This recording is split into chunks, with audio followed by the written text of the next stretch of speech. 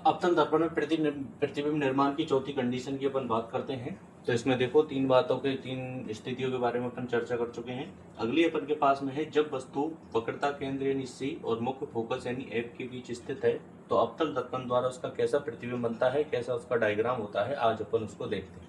देखो सबसे पहले इसका कोई अपन डायग्राम बना देते हैं। एक अवतल दर्पण बनाएंगे, ये इसका एक अवतल दर्पण हो गया, ठीक है, ये अवतल दर्पण हो गया। एक इसकी मुख्य अक्ष खींचेंगे, ये इसकी सीधी एक मुख्य अक्ष हो गई, ठीक है। ये जो बिंदु है, ये दर्पण का जो केंद्र बिंदु है, ये कहलाता है अपन के पास में ध्रुव पी। एक अपन इसका वक्रता केंद्र बनाएंगे, ये वक्रता केंद्र हो गया सी।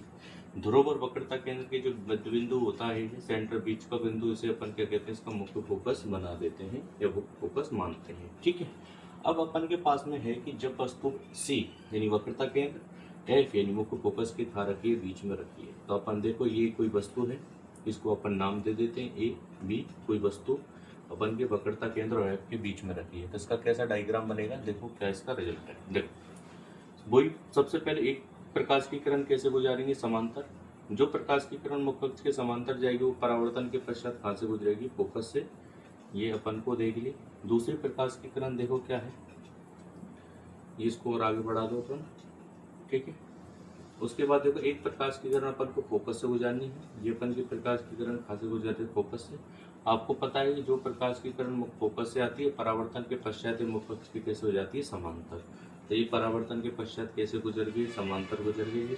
जहाँ पे दोनों प्रकाश की किरणें एक दूसरे को काटती हैं, वही वस्तु का प्रतिबिंब बनेगा। तो यहाँ एक दूसरे को उन्होंने काटा है, तो इसी जगह इसका ये प्रतिबिंब बन गया, ये देखो, ठीक है। तो बड़ा सिंपल है, सबसे इंपॉर्टेंट कंडीशन है एग्जाम की दृष्टि से, एग्जाम में पूछी जाती है। तो दोबारा समझ लो कि जब वस्तु सी यानी वक्रता केंद्र और एफ के बीच में रखी है तो उसका कैसा प्रतिबिंब बनेगा। प्रतिबिंब बनाने के लिए अपन को क्या याद रखना है, अपन को याद रखना है प्रतिबिंब बनाने के लिए कि क्या, देखो कौन कौन सी बातें याद रखनी है अपन को।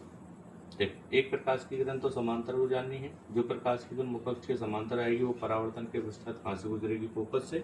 दूसरी प्रकाश की किरण की बात करें तो जो फोकस से गई है, और जो फोकस से प्रकाश की किरण होकर के गई है, ये परावर्तन के पश्चात कहाँ से जाएगी, मुख्य अक्ष के कैसे हो जाएगी, समांतर हो जाएगी, जो अपन प्रतिबिंब निर्माण के रूल में पढ़ चुके हैं, ठीक है। तो यहाँ पे वस्तु का प्रतिबिंब बना है, तीर नीचे है तो ये हो जाएगा ए डैश और ये हो जाएगा अपन का कौन सा, बी डैश, ठीक है। तो ये अपन का वस्तु का प्रतिबिंब होता है, ठीक है। तो अपन प्रतिबिंब की स्थिति देख लेते हैं क्या है, ये प्रतिबिंब है। तो कैसा प्रतिबिंब बनता है ये अपन देखते हैं। सबसे पहले प्रतिबिंब की स्थिति लोकेशन, कौन सी जगह बनता है प्रतिबिंब, तो होता प्रतिबिंब कहाँ बना, वक्रता केंद्र के परे, ठीक है। तो प्रतिबिंब कहाँ बना है, सी के परे, सी के परे यानी सी के पीछे बना है, सी के परे, ठीक है। दूसरी अपन बात करें इसकी साइज की बात करते हैं। साइज कैसा है इसका, तो देखो कि वस्तु है बिंब का साइज और ये प्रतिबिंब का साइज, तो प्रतिबिंब का साइज बिंब के साइज से कैसा है, बड़ा। तो ये कैसा होगा बताओ, प्रतिबिंब कैसा होगा साइज में, इस बिंब से कैसा होगा, बड़ा। आपको स्पष्ट नजर आ रहा होगा, ये इतना सा प्रतिबिंब इतना बड़ा, इसका मतलब बड़ा है। उसके बाद अपन बात करते हैं इसकी प्रकृति की। तो प्रकृति कैसी है बताओ, प्रतिबिंब दर्पण के सामने बना है तो कैसा होगा, वास्तविक, ठीक है। प्रतिबिंब कैसा होगा, वास्तविक। और मुख्य अक्ष के नीचे बनाए तो प्रतिबिंब कैसा होगा, उल्टा। तो इसके छोटे से रिजल्ट हैं, इतने अपन पढ़ चुके हैं तो अब इसको समझना बड़ा आसान होगा। इंपॉर्टेंट कंडीशन है, दोबारा समझ लो कि जब वस्तु वक्रता केंद्र सी और फोकस के बीच में रखी है तो उसका प्रतिबिंब कैसा बनेगा। तो ये अपन ने देखो वस्तु को रख दिया वक्रता केंद्र और एफ के बीच में, एक प्रकाश की किरण समांतर गुजारी जो परावर्तन के पश्चात फोकस से गुजरेगी, दूसरी प्रकाश की किरण फोकस से गुजारी जो परावर्तन के पश्चात मुख्य अक्ष के कैसे हो जाएगी, समांतर। जहाँ दोनों प्रकाश की किरण एक दूसरे टकराएंगे वही वस्तु का क्या बनेगा, प्रतिबिंब।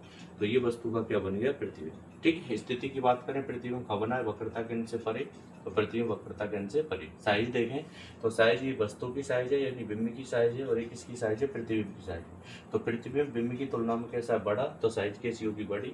प्रकृति की बात करें तो प्रकृति कैसी होगी, अगर प्रतिबिंब दर्पण के सामने बनता है तो कैसा होगा, वास्तविक, और मुख्य अक्ष के नीचे बना है तो कैसा होगा, उल्टा। ये तीनों इसके रिजल्ट है, ठीक है। इसकी पांचवी कंडीशन अपन बात करेंगे नेक्स्ट वीडियो में। Thank you.